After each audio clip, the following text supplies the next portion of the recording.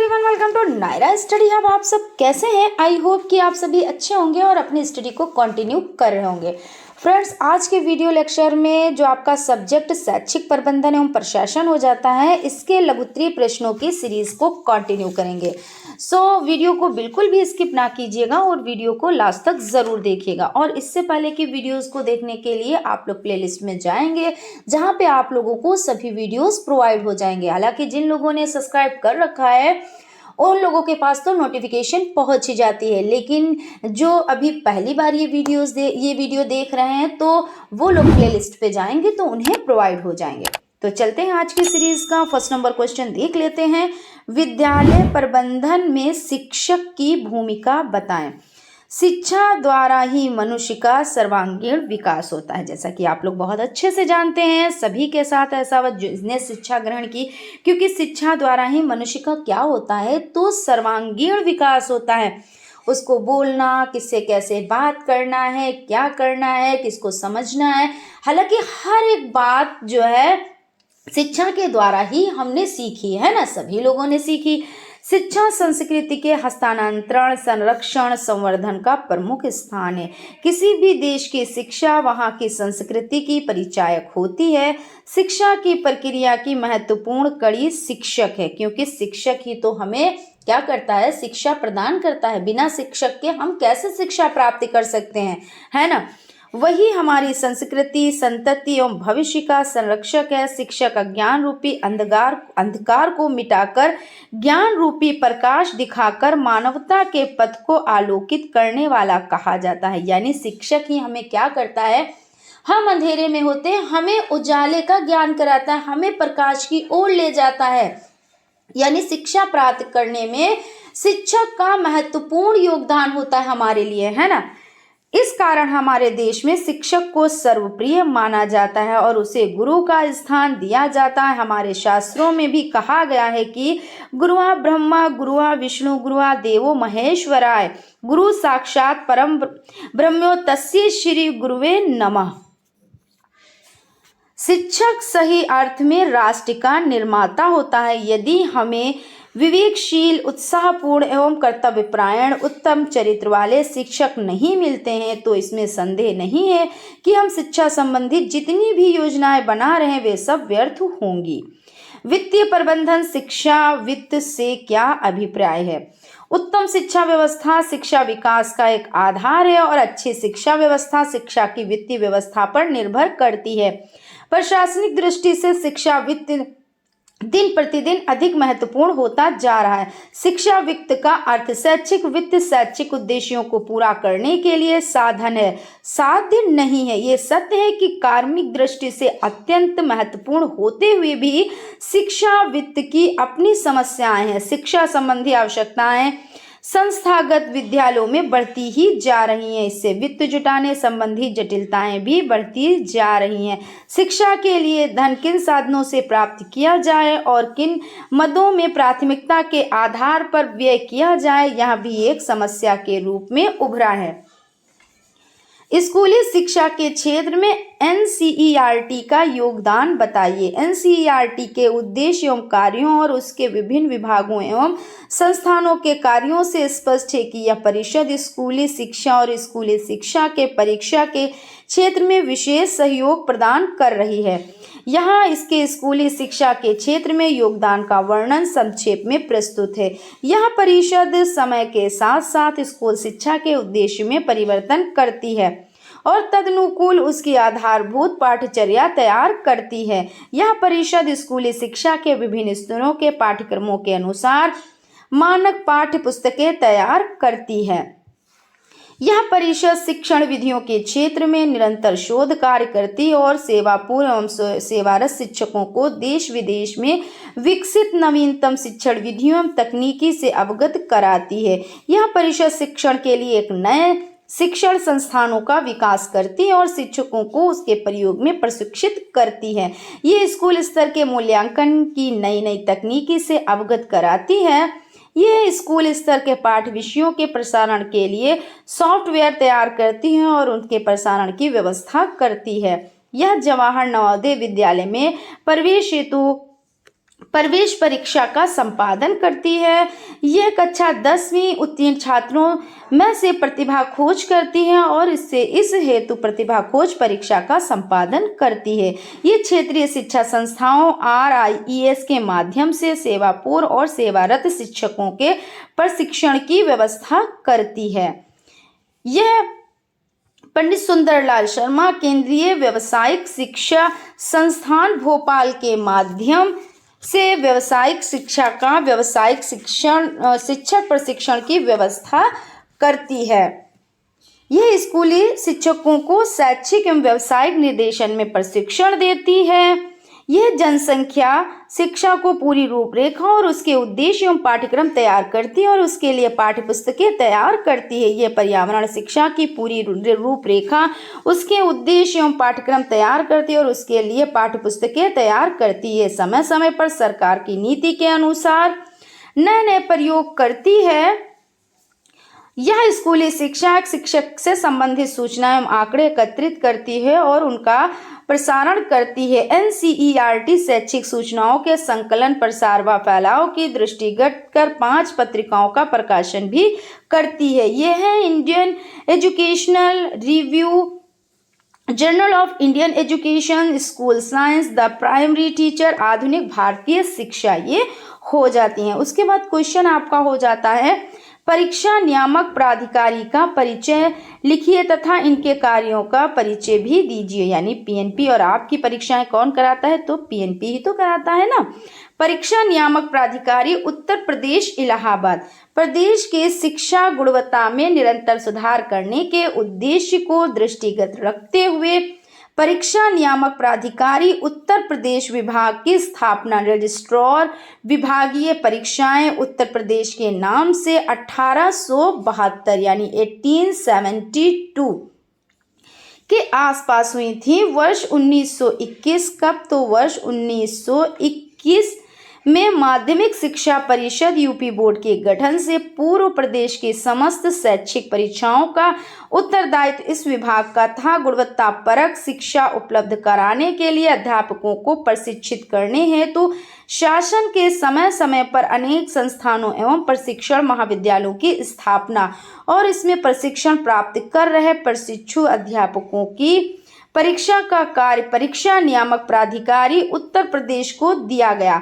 जिसका संचालन यथावत आज भी हो रहा है। वर्ष 1981 में राज्य शैक्षिक अनुसंधान और प्रशिक्षण परिषद उत्तर प्रदेश की स्थापना के उपरांत चयनित प्रशिक्षु अध्यापकों की परीक्षा के समस्त कार्यों के लिए इस विभाग को अधिकृत किया।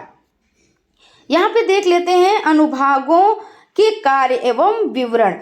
कोष अनुभाग कार्यरत कर्मचारियों की संख्या 8। कार्य आय व्यय लेखों का निरीक्षण एवं भुगतान एवं समस्त कर्मचारियों के सेवा अभिलेखों का संरक्षण एवं प्रविष्टियां का अंकन। गोपनीय अनुभाग कार्यरत कर्मचारियों की संख्या 8। कार्य समस्त विभागीय परीक्षाओं का संचालन, प्रश्न पत्रों का निर्माण एवं परिसीमन, प्रवेश पत्रों का निर्माण एवं प्रेषण, उत्तर पुस्तिकाओं का संकलन एवं मूल्यांकन, परीक्षा परिणामों के निरीक्षण के उपरांत अंक पत्रों एवं प्रमाण पत्रों का प्रेषण। अभिलेख अनुभाग कार्यरत कर्मचारियों की संख्या 8।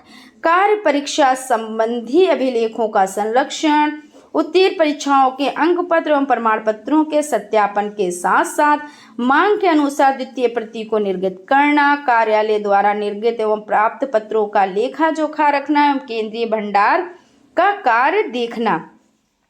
समादेश अनुभाग कार्यरत कर्मचारियों की संख्या 5। कार्य उच्च न्यायालय इलाहाबाद खंडपीठ लखनऊ में नियोजित वादों में विभाग की ओर से उत्तर प्रति तैयार करे दाखिल करना तथा शासन से वादों के निस्तारण हेतु अनुमति प्रदान करना। बिल अनुभाग कार्यरत कर्मचारियों की संख्या 3। कार्यालय को प्राप्त परीक्षकों संबंधी एक यात्रा संबंधी समस्त देयकों का सत्यापन, निरीक्षण एवं भुगतान की संस्तुति। एकीकृत अनुभाग कार्यरत कर्मचारियों की संख्या 12।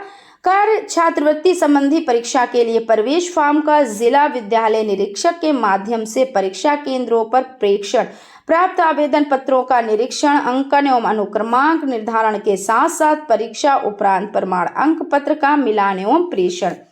प्रशिक्षण। एक अनुभाग कार्यरत कर्मचारियों की संख्या 4। कार्य बीटीसी, नियमित विशिष्ट बीटीसी, उर्दू बीटीसी, मृतक आश्रित बीटीसी, परीक्षाओं के फार्मों का संकलन एवं निरीक्षक के उपरांत अनुक्रमांक निर्धारित।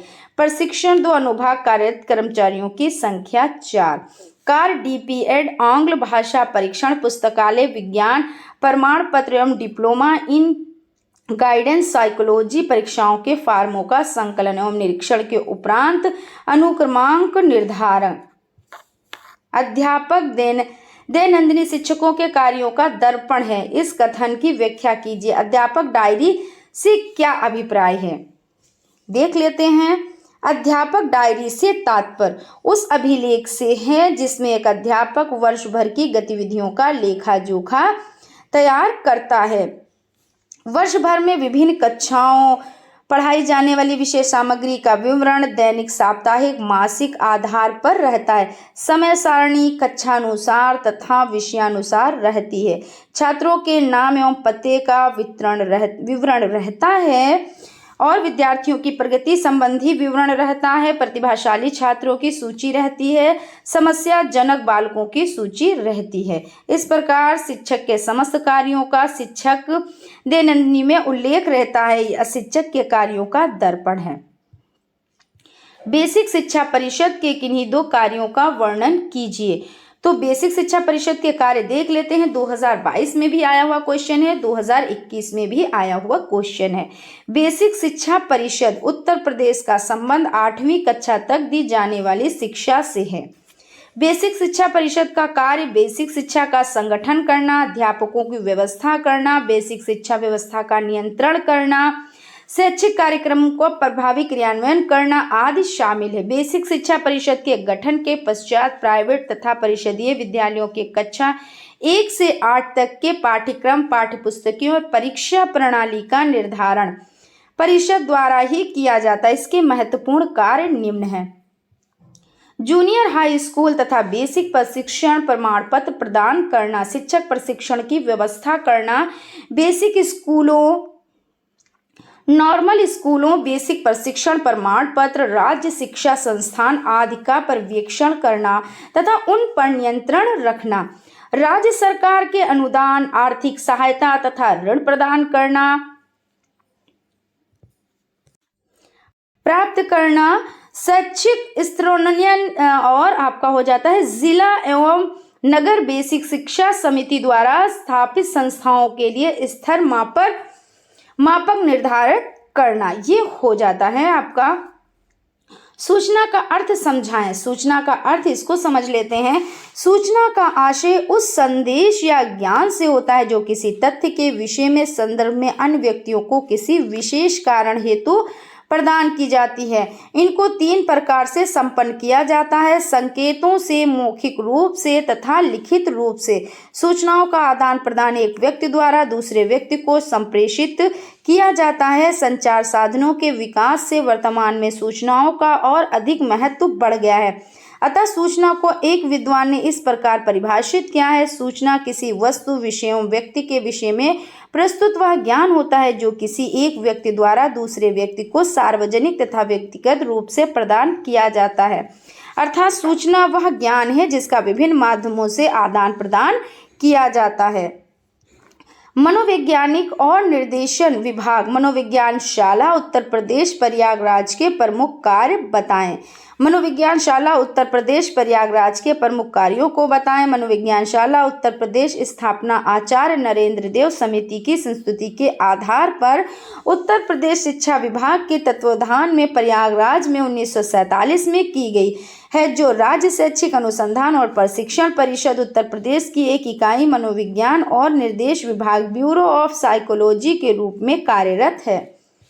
मनोविज्ञान शाला प्रयागराज में निदेशक के रूप में प्रांतीय शिक्षा सेवा संवर्ग का अधिकारी होता है तथा सहायता व कार्य संचालन हेतु मनोवैज्ञानिक सहायक मनोवैज्ञानिक होते हैं, जो शिक्षा विभाग के प्रवक्ता स्तर के होते हैं, जिन्होंने मनोविज्ञान विषय में ख्याति प्राप्त की है। मनोविज्ञान शाला की स्थापना के कार्य: विद्यालयों में शिक्षा प्राप्त करने वाले छात्रों को शैक्षिक, व्यावसायिक तथा व्यक्तित्व निर्देशन व परामर्श देना, शिक्षकों को मनोविज्ञान का प्रशिक्षण देकर बच्चों को समझाने की क्षमता का विकास करना, शिक्षकोपयोगी मनोवैज्ञानिक प्रयोग व अनुसंधान करना, शिक्षक प्रशिक्षण हेतु मनोवैज्ञानिक प्रशिक्षणों का आयोजन करना, सेवा योजकों का चयन में मनोवैज्ञानिक परामर्श व सहायता देना।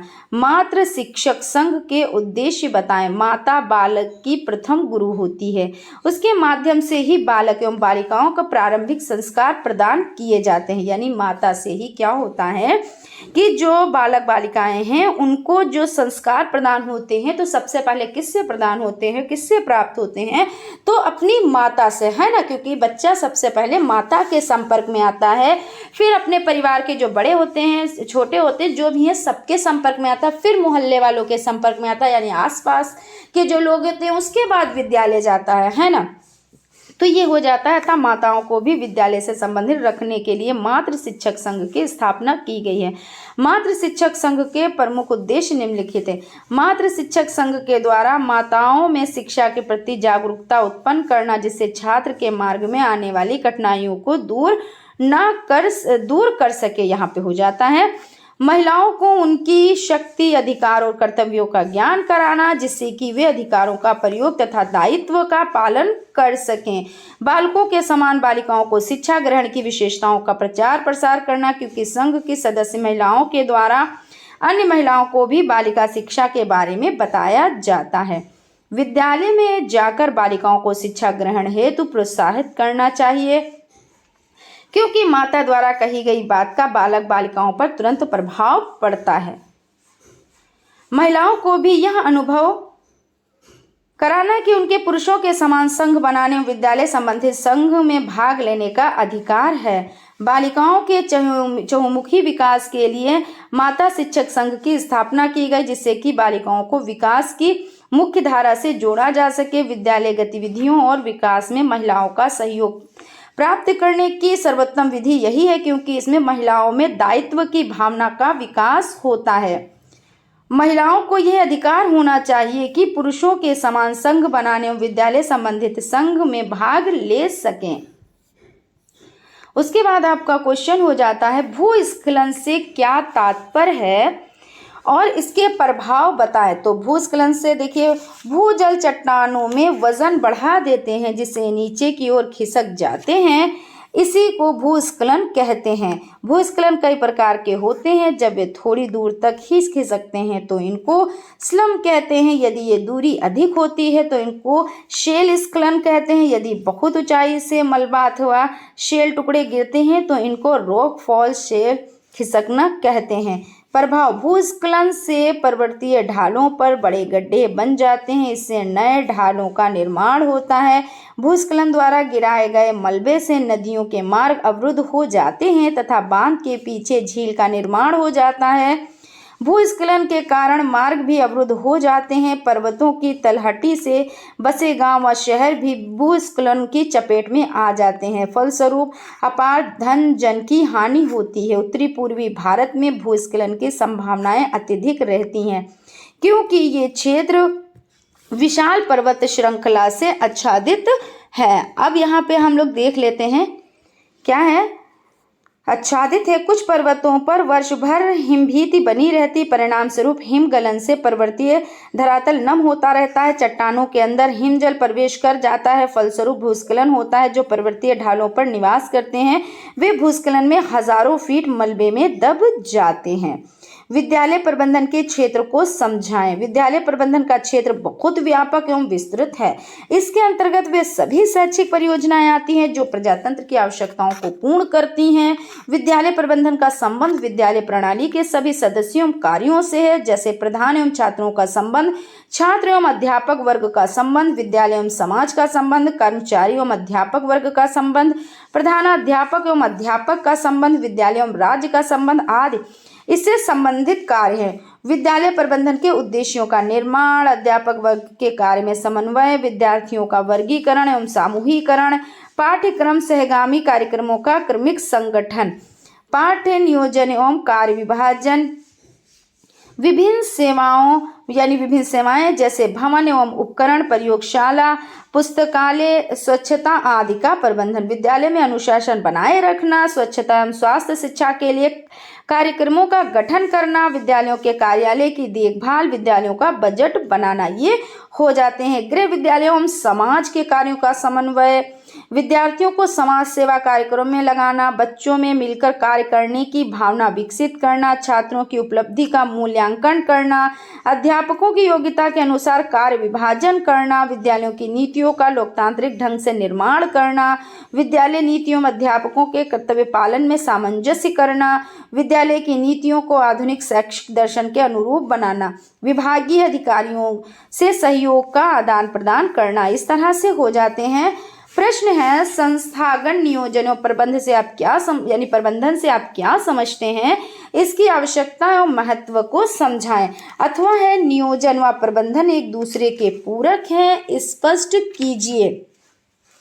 तो यहाँ पे समझ लेते हैं। यह आपका हो जाता है, संस्थागत नियोजन एवं प्रबंधन के महत्व पर प्रकाश डालें।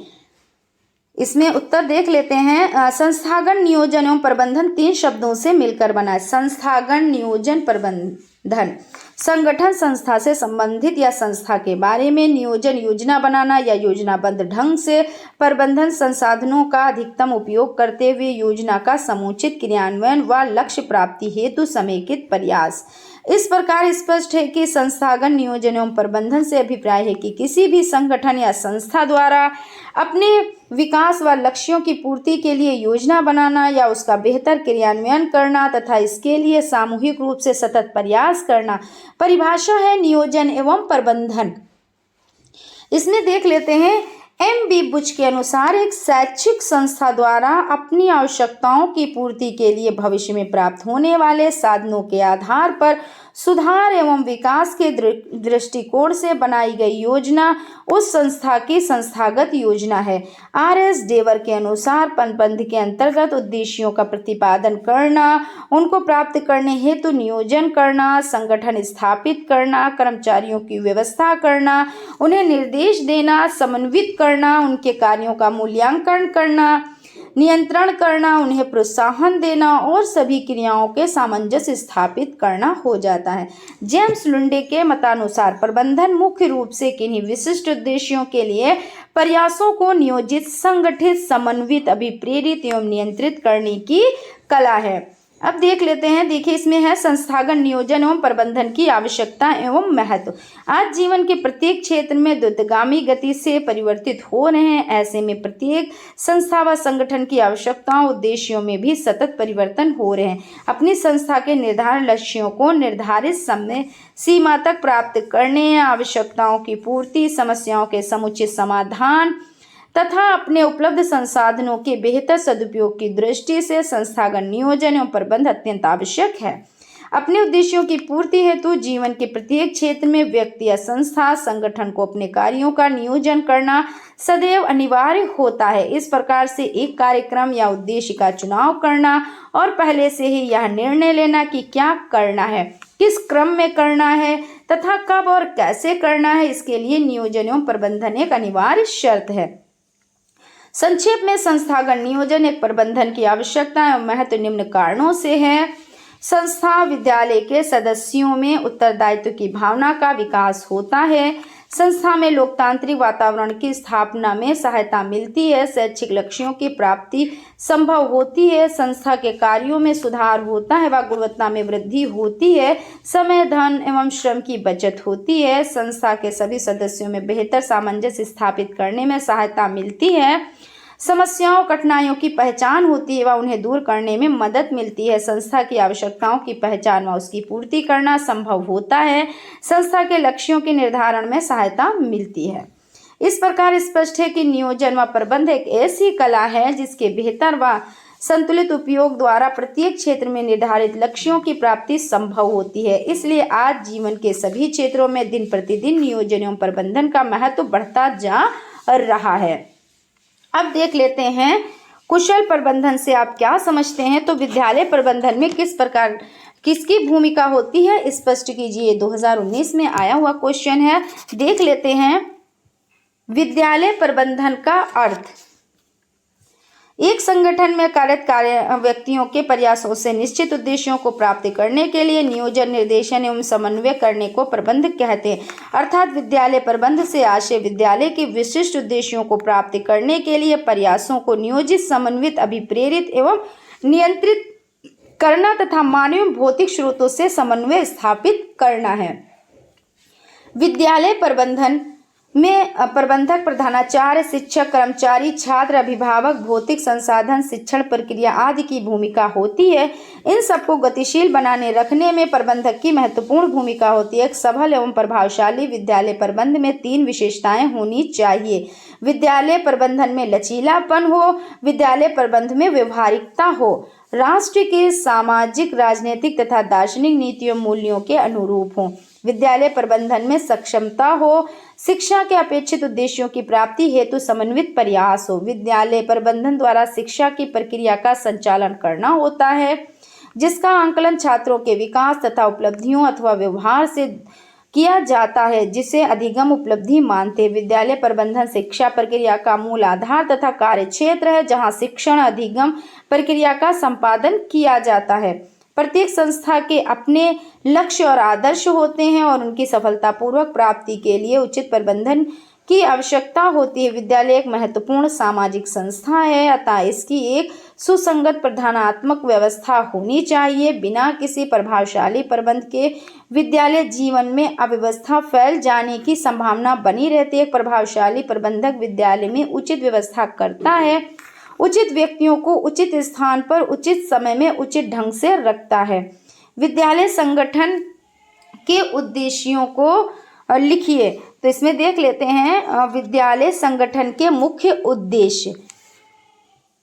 फ्रेंड्स, अगर आप लोगों को सेशन अच्छा लग रहा हो तो प्लीज़ एक लाइक ज़रूर करें और अगर अभी तक आप लोगों ने चैनल को सब्सक्राइब नहीं किया है तो प्लीज़ सब्सक्राइब कर लें। विद्यालय संगठन के उद्देश्य हो जाते हैं शिक्षाविदों द्वारा बनाए गए लक्ष्यों की निष्ठापूर्वक पूर्ति, मिलजुल कर रहने की कला सिखाना, विद्यालय संबंधी गतिविधियों तथा कार्यों का संचालन तथा संयोजन, विद्यालय में सहयोग की भावना लाना तथा जटिल कार्यों की सुलभता, विद्यालय को सामुदायिक केंद्र के रूप में बनाना, शिक्षा संबंधी प्रयोग तथा अनुसंधान के लिए समुचित व्यवस्था करना। विद्यालय प्रबंधन की आवश्यकता महत्व बताएं। सुव्यवस्थित व सुसंगठित ज्ञान को वर्तमान आवश्यकताओं के अनुरूप प्रत्येक विद्यार्थी तक पहुंचाने का सबसे व्यापक, महत्वपूर्ण एवं सशक्त माध्यम विद्यालय की शिक्षा व्यवस्था ही है। विद्यालय में प्रबंधन की आवश्यकता एवं महत्व को निम्न रूप से समझा जा सकता है। विद्यालय प्रबंधन के द्वारा विद्यालय के लिए उपलब्ध मानवीय एवं भौतिक संसाधनों का सर्वोत्तम उपयोग किया जाना चाहिए तथा अन्य आवश्यक संसाधनों की भी व्यवस्था करने का सफल प्रयास करना चाहिए। बालकों के सर्वांगीण विकास के लिए विद्यालय प्रबंधन के द्वारा विभिन्न प्रकार की नई नई योजनाओं का निर्माण किया जाता है। विद्यालय के समस्त कर्मचारियों के उत्तरदायित्व का बंटवारा बड़ी ही कुशलता व सूझबूझ के साथ किया जाता है जिससे शैक्षिक उद्देश्यों को आसानी से प्राप्त किया जा सके। विद्यालय प्रबंधन का महत्व इस दृष्टि से और बढ़ भी जाता है कि उसे विद्यालय का सफल संचालन करना होता है, क्योंकि इसके अभाव में विद्यालय का प्रभावपूर्ण संचालन असंभव है तथा बच्चों का सर्वांगीण विकास भी नहीं हो सकता और न ही उन्हें उचित वातावरण मिल सकता है।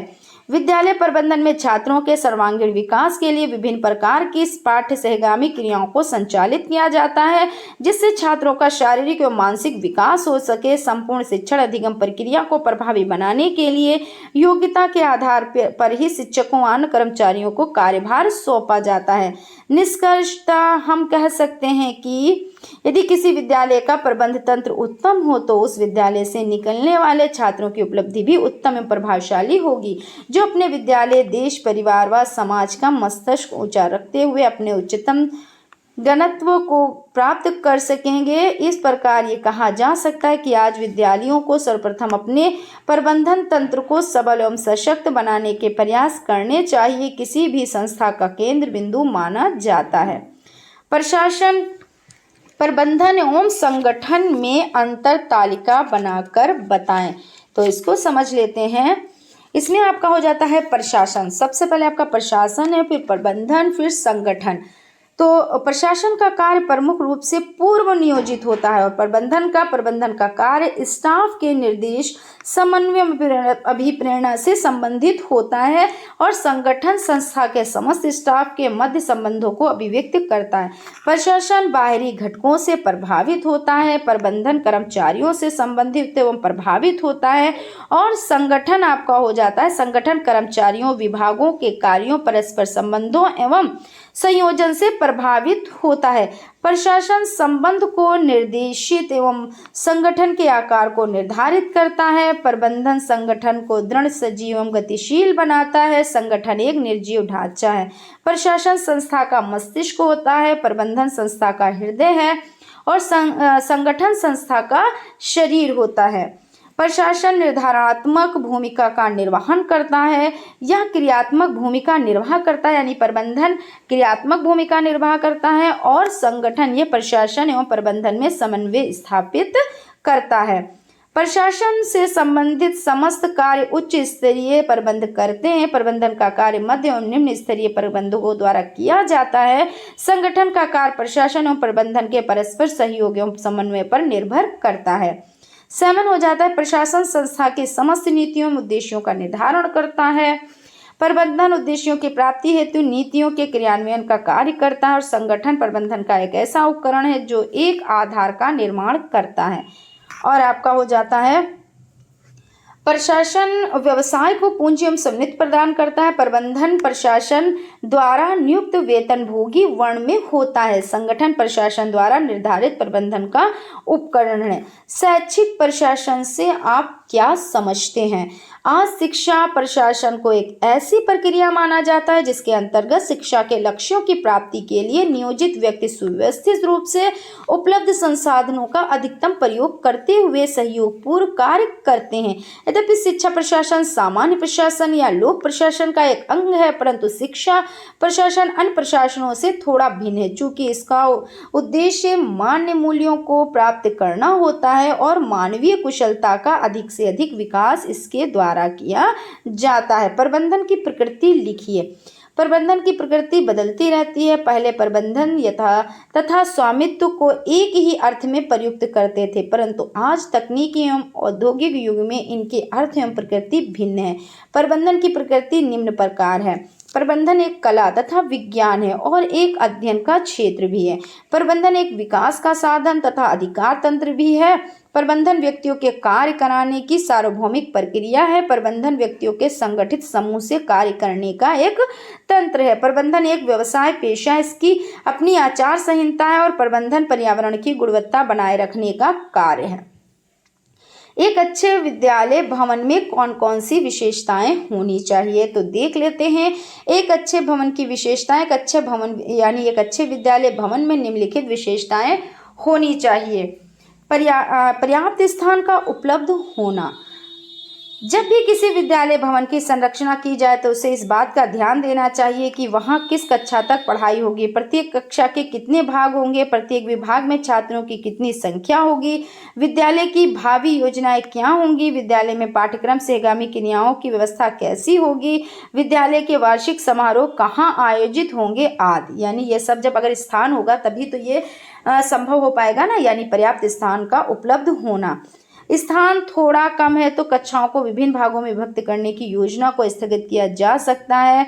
उसके बाद है आपका विद्यालय भवन की परियोजना में गतिशीलता होना।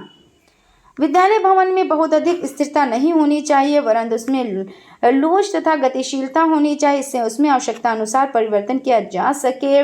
गतिशीलता का होना इस कारण भी जरूरी है जिससे विद्यालय के संबंध में बनाई गई भावी योजनाओं को क्रियान्वित कर सकना संभव है। विद्यालय भवन का आकर्षक प्रारूप।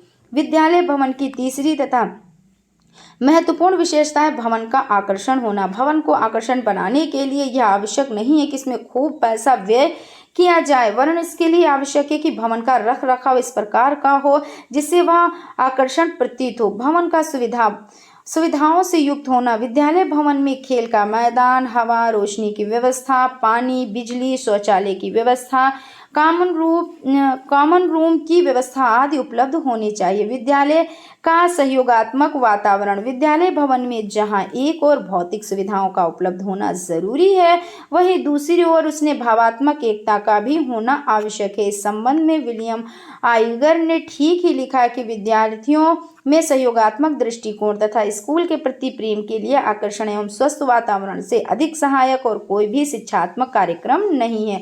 पूर्ण योजना का पैटर्न तैयार करना। विद्यालय की पूरी योजना एक ही बार में बना लेनी चाहिए और उपलब्ध आर्थिक साधनों के अनुरूप ही उसका निर्माण करना चाहिए। अच्छे विद्यालय को अपनी आर्थिक नीतियों को मितव्ययिता के सिद्धांत पर आधारित करना चाहिए। इस तरह से आपका हो जाता है। आई होप आप लोगों को सेशन अच्छा लगा होगा। अगर सेशन अच्छा लगा है तो प्लीज़ एक लाइक ज़रूर करें और अगर अभी तक आप लोगों ने चैनल को सब्सक्राइब नहीं किया है तो प्लीज़ सब्सक्राइब कर लें और बेल आइकन को भी ज़रूर प्रेस कर लें जिससे कोई भी नोटिफिकेशन हो वो आप तक पहुंच सके। Thank you.